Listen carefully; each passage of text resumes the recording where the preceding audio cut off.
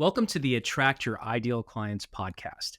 This show is for entrepreneurs who sell their expertise, including trainers, consultants, and coaches looking for real-world, actionable marketing advice to help them identify their competitive strengths, find and fix the marketing bottlenecks that are holding them back, and confidently make the right marketing decisions for their unique business.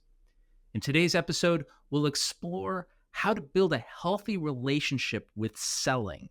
Sales is a topic that many trainers, consultants, and coaches struggle with, assuming that to sell means you have to be pushy, fake, or salesy. As a result, they have a hard time selling with confidence and conviction. We'll unpack what selling is and isn't, what it really means to sell well, and how to do it in a way that aligns with your core values. Joining me today is Kim Aids from Frame of Mind Coaching. And if you enjoy the show, I hope you'll consider subscribing and leaving a review. Here we go. So last time you and I spoke, we chatted. One of the things we spoke about specifically was this idea, this marketing philosophy for coaches, right? And one specific area of that I wanted to start out with and get your thoughts on is this difference between focusing on helping versus selling during these initial interactions. So a coach is on a discovery call with a potential client, and they want to be able to create a lot of value in that interaction. But from my perspective, I think a lot of people struggle with what selling really is and how that might be different than helping or serving. And I just kind of want to start there and get your thoughts and basically explore that a little bit with you. So let's go back a few steps, okay? Let's just look at what is required for effective selling. What is required is absolute conviction and clarity about whatever it is that you're selling. And the clarity is around fit, right?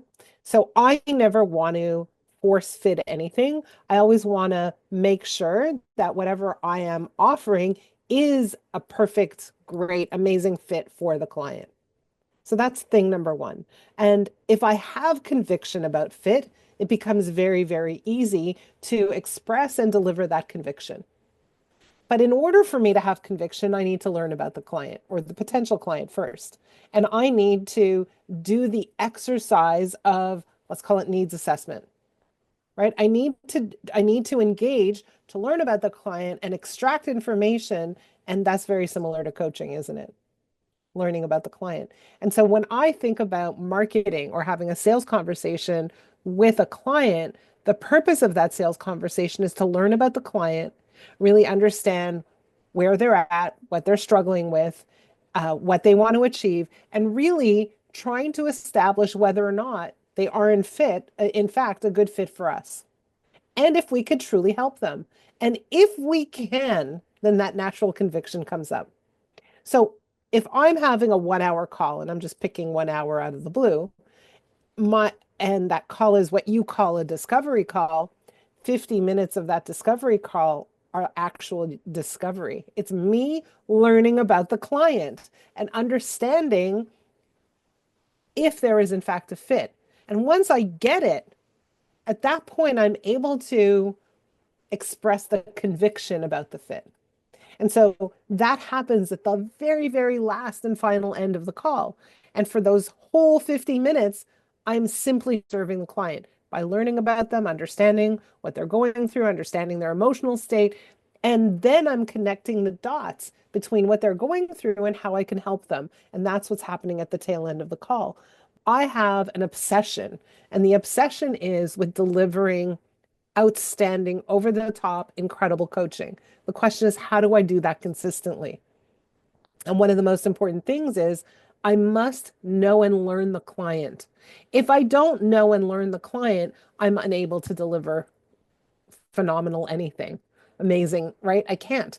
And so the foundation of sales, I think, is doing the work to learn what you need to know. 100%. And first of all, I wrote down one thing you said is selling is a lot like coaching. Selling well is a lot like coaching well. And that's one of the things that struck me a couple of years ago, was wow, the more I learn about coaching methodologies, the more I go, this really is good selling, right? Because it's listening, it's empathy, it's understanding. And I think that goes back to where a lot of people struggle with. It's unfortunately a lot of people's impression of what selling is based on the worst practitioners, right? So they think selling is being really pushy. Selling is talking all the time or trying to, convince somebody to do something. And I mean, maybe there's some people that think that's good selling. I am not one of them. So to me, like you just said, selling is serving in the sense that you're really listening and present for somebody to understand their situation. And only then, once you've determined internally that there might be a fit, only then do you then bring in your potential solution. I'm assuming, and maybe I shouldn't assume, but that's geared toward what you've understood about them now, right? So it's Exactly. not just like we're going to slap whatever we happen to do on top of that. But I just love that you brought up those points because I think a lot of people, specifically as coaches, will, if they're listening to this and struggling with, I know I need to get more clients, but I don't want to feel salesy, to kind of take a breath and go, okay, wait, maybe selling well is actually a lot closer to what I love doing than what I think it is. Yeah. Here's where I think a lot of coaches get nervous and uncomfortable. So there's a few places where I think coaches can improve. So the first part is your job in this call is learning, right? Learning and then demonstrating that you've learned. So what does that mean? Number one is asking all the questions and then expressing yourself in a way that says, is this what I'm hearing, right? Is it clear? I call that encapsulation, but it doesn't really matter. It's expressing that you've understood them so that the client says, yes, this person really gets me. They've done the work of listening, they've asked all the right questions, and they've expressed it in a way where I can comfortably say, as a client, a potential client, this person understands me in all the ways really, really quickly. So that's part A. Where the coaches tend to struggle is part B, is to then make the transition from understanding to saying, here's the offer. That's where they get nervous and jittery and uncomfortable, and they're not comfortable asking for the right rate, and they're not really clear on the value they're delivering. And so when they have that level of insecurity about the value, then they're really also nervous about asking for a rate that makes any level of sense given their career. Totally. And I think one of the things that's challenging about this, specifically when it comes to assessing the value of it, there are certainly types of coaching that are very financially ROI driven, right? So if you're doing leadership training or something that, sales training is a great example, or sales coaching can be pretty easily quantified financially, right? And then you can tie the actual value to it. But a lot of coaching is soft skills training or personal development, things that, it's hard to put well, I'm going to make this much more a year or whatever, right? What do you think? What's worked for you? Like, I know that I still certainly struggle with how do I assess my own value personally, right? What has worked for you and your team when you're in these kinds of conversations and you think about, okay, I understand this potential client now. Now it's time for me to actually present some options for them to decide and make that choice. And how do I broach that topic of value and then fee in a way that not only are you comfortable with that, but that resonates with the potential client? So it's interesting that you said present some options, plural. So I don't present options. I present the option that makes sense for them. I don't say, oh, you have to decide amongst all these options. I don't want to confuse the client. I say, I've heard that the issue, I've heard the problem. Here's what I recommend. And I do that with clarity and conviction. So I don't say it's up to you. No, it's up to me because I'm the coach. And why am I making that distinction? Because I'm the one leading them through the process. And so it's up to me to say, here's exactly what we're going to do together. Here's what it looks like. Here's what it feels like. Here's how long it's going to take. Here's, the process involved. Here's what I'm going to need from you, but here's what I'm going to deliver on my end, right? So that's thing number one. But thing number two is if we go back to the question of how do I assess and express the value that I deliver, we're looking at multiple things. So first of all, the client comes in and they're in a certain state, right? Emotional state, financial state, they're in a certain state. And what we like to do is like to ask them, what state are you in? How? We give them a questionnaire, evaluate yourself. How happy are you with your finances? How satisfied are you at work? When you look at your relationships, what's the level of contentment you feel? How's your stress, et cetera, right? And what we do is 10 weeks later, we give them the same assessment and we notice a change in their evaluation. So that's in a way a tangible way of measuring change. However, there are many, many other ways that we measure the value and the change. Number one is we look at what they tell us. Oh my God, this made a huge difference in my life. It was amazing. I loved it. This was like the best thing that I've ever experienced. Okay, so they tell us anecdotally that they've experienced value. But then it goes beyond that. Typically, they come in and they say, okay, I'm struggling with this. 10 weeks later, we see that they're not struggling with that anymore, right? It's gone, it's disappeared. Or they say, John is driving me crazy and I don't know what to do about John. And 10 weeks later, John is not even a subject of concern anymore. So we're seeing a change in what they're struggling with. We're seeing a change in behavior given the same stimulus. So let's say John is the subject. We're not coaching John. John hasn't changed, but now John doesn't bug our client anymore, right? So we see a change in behavior given the same stimulus. And then the next thing is we also see that other people notice their change. They say, you seem different. Did you get a haircut? Are you taller? Like you seem more chill, more relaxed. You seem happier. Okay.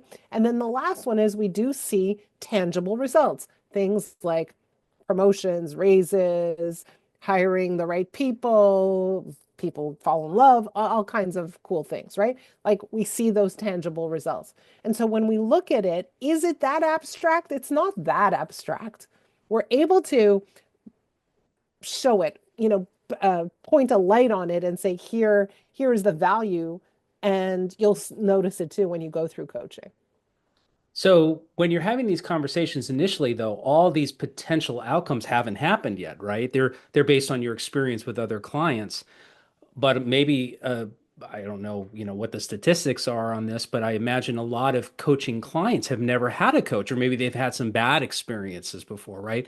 So while we as the professional can attest to the potential outcome, a prospect is coming in not only with this kind of like invisible thing, they don't really know what they're getting ahead of time. It's hard for them to even picture it, which is maybe one of the reasons they're coming to a coach is they need help with that. But also they have their own internal resistance. Like, am I going to follow through with this, or am I going to quit like I did the last program and all that? So how do we make what we see as possible for them? How do we make that as real as possible for somebody when we only have an hour or two to interact with them prior to them deciding to go and take that chance? I think it's not, I think coaches try to spend too much time worrying about the outcome that the client is going to receive. And they attach their value to that outcome. And I think it's far more important to spend your time um, on the front end, which is understanding the problem and understanding the source of the problem and understanding the cost of the problem. And when we do that on a sales call, that's you're literally demonstrating coaching. And so I wouldn't worry too much about like being able to express like what am I going to get out of this coaching experience? Because I've been doing this for over 20 years now and coached like hundreds and hundreds of people. Rarely is that the question. The the more important thing is to demonstrate your coaching skills right there, live and in person, and to put yourself aside and to really focus in on the person in front of you and what they're experiencing. I love that because over the last couple of years, my background is primarily in marketing and doing consulting and advising and then actual execution of campaigns, right? So a year or two, I started taking that advising and consulting experience and applying it toward a more traditional coaching and, kind of interactions with different types of clients. And one thing that I found, not only in my learning about coaching as a craft, but in my interactions with clients, was exactly what you just said. It was just the being present with somebody, just being 100% present with somebody and listening and truly listening to them was this really amazing experience for both of us, which I think until you've experienced that personally, it's hard to really know that it's going to happen because you could read it in a book and go, yeah, whatever. And I think from what I understand of different approaches to coaching, some people try too hard to like impose value, or they try to impress too much and make it about themselves instead of actually just having faith that if you're really present with somebody and you're listening, that itself has tremendous value because not only do they often have these aha moments themselves, which is the beautiful thing about coaching for me. It's not even handing them the answer. It's that they're actually coming through these breakthroughs and the head goes off the tilt and they're like, huh, I never thought of that.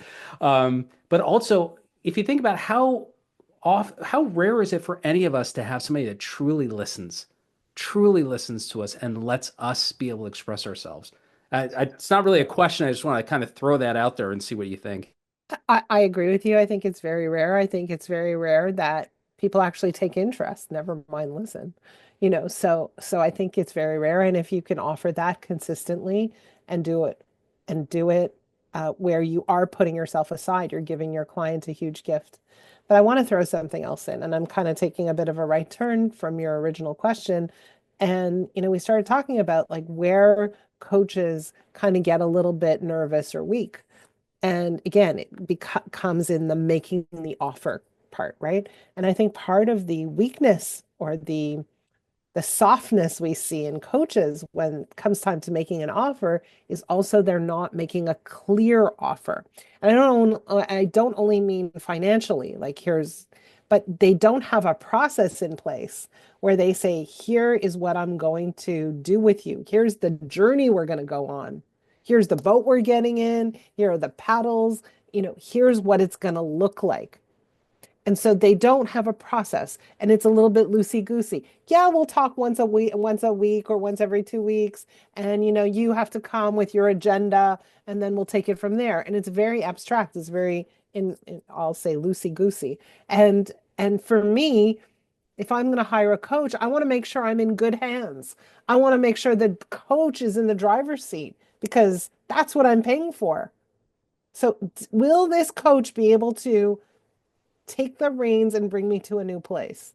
And if the coach doesn't have a system or a process or an approach or some kind of methodology for doing that, I don't feel confident.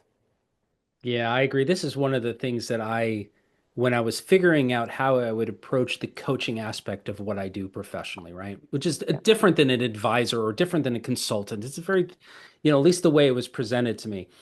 One thing I noticed was this split in philosophy between, let's say it's the advice giving, or it's, I think I remember it as being non-directive versus directive coaching, if that's the correct terminology. And this notion that there's this camp where they feel coaching is truly just 100% driven by the client, and you're there to allow them to lead the way in whatever direction they need to go. And then there's the other side. There's the extreme versions of it where it might be like very, very rigid, and this is the program, whatever. And I struggled with that myself in terms of what fit me best, because on one hand, yeah, you certainly want to be, at least in my opinion, flexible to the changing perceptions of what's going on. People get different, they learn and then they see new avenues of growth, and you want to be aware of that. But on the other hand, to your point, if it's just loosey goosey and it's just like, we're going to just allow this to unfold completely organically, then it just becomes about we meet twice a month or once a week. Who cares, right? That's not the value of coaching, is how often you get together. Well, so should it be, that's a good question. Should it be a client-driven agenda? And the antithesis of that is like you cringe when you think, well, the coach shouldn't have an agenda. The coach should be there completely for the client. But here's the thing, if the coach comes to the calls prepared, then they can identify in advance for the client what we need to discuss, what's an issue, where there is struggle and the stuff we really need to talk about. Question is how can the coach come prepared? But if we look at, for example, an Olympic coach, okay, let's just look at an Olympic coach. And let's say it's I don't know, a sprinter, just as an example. The athlete is a sprinter. Well, the Olympic coach gives the sprinter very specific notes and feedback based on what they've observed. They don't just say, go on, go sprint. And when you're done, you tell me what you want to work on, right? That's not how it works, right? The coach observes the sprinter sprinting and comes back and says, look, here's what I noticed. When you're starting off, you put your foot a little to the left. And if you just straighten it out a bit, your starting point will be stronger. That's the role of a coach. It's up to the client to execute. Coach isn't running for the athlete, but the coach's job is to observe and provide some level of feedback to say, here's what I'm noticing. Here are the patterns. Here's what I'm picking up, right? I And the question is, how does the coach, what is the mechanism by which the coach does this observation? No, and I think it's gonna tie into what I wanted to talk with you about as we start to close out, which is this journal-based approach that you take. But I just want to close out one thing on that point is, that kind of coaching is like let's say it's performance coaching, right? Where let's say it's your sales coach or an Olympic coach or an athletic coach, something like that, where it's a very specific um, methodology. There's this very specific techniques going into it where you can compare a performance to a set of standards, right? And then be able to help them. But no, not necessarily, because it could be around, I noticed that every single time you talk to your daughter, here's the pattern.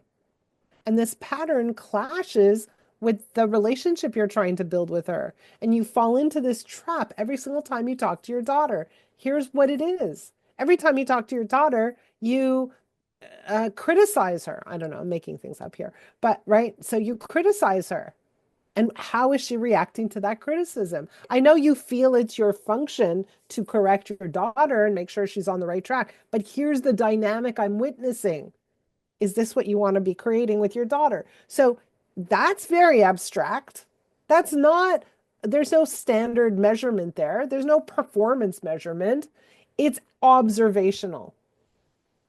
Brings up the feedback too, to your point. That's a great point where it doesn't, because that's we're comparing now, let's say athletic to personal to behavioral, right? And you're really But it's posing a similar. question to somebody. Yeah, it's similar in that sense where you're posing that question to somebody and then allowing them to make that determination because they might disagree or they might not, but that's a beautiful role of the coach is to be that reflection, right? You're there to be able to offer that ability for somebody to see themselves in a way that they might not be able to see otherwise. Um, Exactly. and just going back to what we were just talking about now, we had talked about this journal-based coaching approach that you take for executives and others, and how that really ties in now to providing value, of course, but also I'm going to suggest, and I might be wrong in connecting these to how you know what to talk about, right? Because you're involved now, you got a little bit of peek behind what's going on. So Yeah. I'll let you just kind of share that with us. So let me explain to you what it is and how it works is that when we work with clients, we ask them to journal with their coach every single day for the duration of their coaching period. At the beginning of every week, we give them a journaling question or a journaling prompt. And every time they journal, their coach is on the other end, reading and responding to the journal on a daily basis. So it becomes a very intimate, a very intense, a very powerful process, and it's designed to move someone a far distance in a relatively short period of time. So what does that do? It's doing all kinds of things. Number one is imagine that someone is showing up for you every single day of your life. What happens? Your trust goes up dramatically and the relationship gets built. And when the relationship gets built, what happens? Your guard goes down. When your guard goes down, you're able to really dig in and discuss some of the hardest stuff in your life.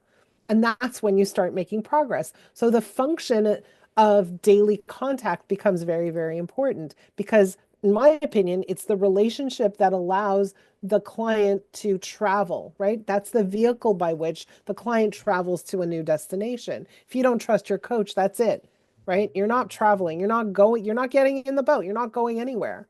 So that's thing number one. Thing number two is that when you are journaling as a client, what's happening for me is I'm getting really important data and I'm getting that data consistently, right, on a daily basis. And that enables me to see who you are, how you think, how you are responding and reacting to different experiences and conversations and stimulus. It allows me to understand how you're wired. And most importantly, it allows me to uncover your beliefs and how those beliefs really drive your actions or inactions and ultimately the results you're getting in your life, both personally and professionally. And when I am able to get that data, I'm able to pick up patterns of behavior, patterns of thought, right? Your emotional state. And that allows me to do the observation that we're talking about and provide the kind of reflection that we're discussing that is so important for a coach to be able to offer a client. Yeah, there's a couple of things in particular that really stand out to me of what I like so much about that approach. One is, some people are more comfortable in reflecting, internally or journaling than they are necessarily being in conversation, right? So you're able to allow or help people express internal situation in different ways other than just a Zoom call or an in-person conversation. And then the other part of it that I really like is, to your point, it builds that trust, but you're actually really able to now, when you do have that weekly or bi-weekly call, whatever it is that you're actually having that interaction, really focus that time, because that time is I don't want to say it's the only valuable time, but that's really where, if you blow, you could go through a 60-minute session pretty quickly, right? Exactly. Yeah. So this Exactly. allows you, I am assuming, to use that very efficiently, if that's the right. Very efficiently. And this is when if the client's journaling every single day, then I'm able to pull out from the journal and say, here are the key things that we need to be discussing. When we get to that call, we're not catching up on the past week because we've already done that. Now we're zooming in on real coaching. We're really moving the needle forward. So the value they're extracting is honestly head and shoulders above any other kind of coaching experience because of the frequency of contact, because of the depth, and because of the breadth of subjects we've been covering and discussing. And it goes back to the point earlier about, this weird conflict within the industry. And it does get really, I've read forums and I've looked at articles and people get like really a little crazy about that, that's not coaching if it's directive or whatever. It's like, there's lots of different ways to get to an accomplish a goal, right? And it shouldn't be dogmatic like that. But that doesn't mean it's directive. No, no, no, I understand. Yeah, I just, but that's what I'm touching at is like there's camps in this industry that feel any kind of agenda going into is being directive. It's almost to an extreme. And what I like so much about your approach is it seems like, yes, it's open. It's still the client leading in every way that matters because they're the ones sharing what's going on. But it's you or your team or whoever else is doing a similar approach really able to make the best use of that and being in a leadership position in that situation. It's like really helping people by leading them, but I think in a way that really is very sensitive to their reality as opposed to just imposing this is how we get there, and if you're not following this agenda, then you're somehow wrong, which I'm sure happens a lot exactly. in coaching It, as well. it it's exactly correct. It's based on their what they give us, we pull out from it, right? And so it is their agenda. It's just sometimes they don't know what to do with themselves. And that's why they come for coaching. If they knew how to kind of take this road by themselves, they would do it by themselves. And they don't. And they're looking for a guide, and that's your job. And in order to be a guide, you kind of need to take the lead a little bit. Totally. And I think we can, going back to, again, even further in the conversation, we can help them experience that from our first conversation.